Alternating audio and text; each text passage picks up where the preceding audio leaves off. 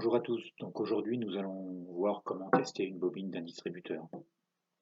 Donc ici c'est un distributeur tout ou rien, le type 4.2, sachant que ça serait une bobine proportionnelle, le test serait quasiment identique. Donc premièrement on va démonter la prise Hirschman, donc ici on est connecté en filaire sur la machine, on va démonter la prise DIN. Le premier test qu'on va faire ça va être un test visuel, c'est-à-dire qu'on va démonter la bobine.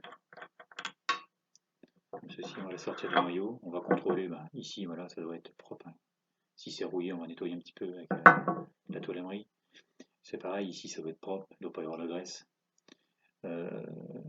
Les bornes surtout, hein, est-ce qu'il n'y a pas de rouille, est-ce qu'elles ne sont pas cassées. Donc, tout ça c'est en bon état.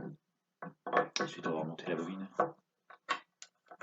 Et le deuxième test qu'on va faire, c'est qu'on va mesurer l'impédance de la bobine, autrement dit la résistance.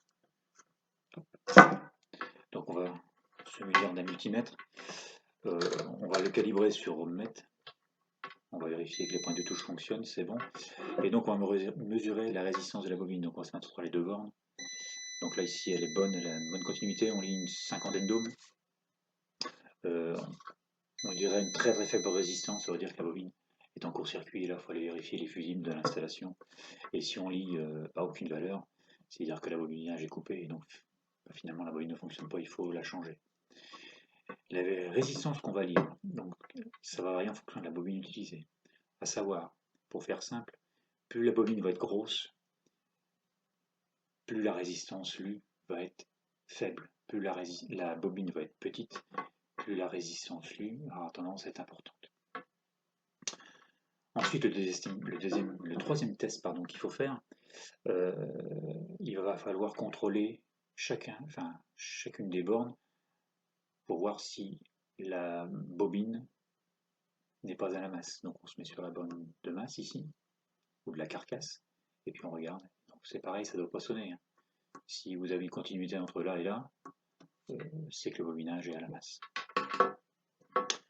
L'autre test qu'il faut effectuer, donc c'est un test de tension. Donc il faut débrancher la bobine toujours. Et pour ce test de tension, on va utiliser un petit boîtier là qui a été fabriqué, donc qui est très très pratique, qui facilite la mesure, qui permet surtout de déporter la mesure. Donc c'est bien pratique. Quand vous avez des blocs de type setup comme ceci là empilés, des fois il n'y a pas beaucoup de place. Et ça évite surtout de créer des courts-circuits avec les pointes de touche. Donc c'est très très facile, très pratique. Allez faire un tour sur mon site. Et vous trouverez ce petit boîtier. Donc on débranche la bobine, on vient brancher le boîtier. Et puis le fil, donc la prise qui était branchée sur la bobine, on vient brancher sur le boîtier. Comme ceci. Donc il faut impérativement alimenter la bobine. La bobine doit être branchée. Et à l'aide du multimètre, elle va vous calibrer soit sur courant continu ou courant alternatif en fonction de quel courant est utilisé pour alimenter la bobine. Et vous mettez les pointes de touche ici, voilà, sur les bornes noires. Et là, avec le voltmètre, vous allez lire la tension d'alimentation de la bobine. Alors, à savoir, donc vous alimentez votre bobine, à savoir, on tolère grosso modo 3% de perte. C'est-à-dire que si vous êtes alimenté en 12 volts, on va tolérer 0,36 volts de perte. Autrement dit, si vous mesurez 11 volts 64 ou en dessous de 11 volts 64, par exemple 10 volts, 10 volts 5, il faut contrôler votre connexion, vos fils, c'est que vous avez une perte en ligne due à une résistance. Donc une coche mal serrée ou quelque chose comme ça.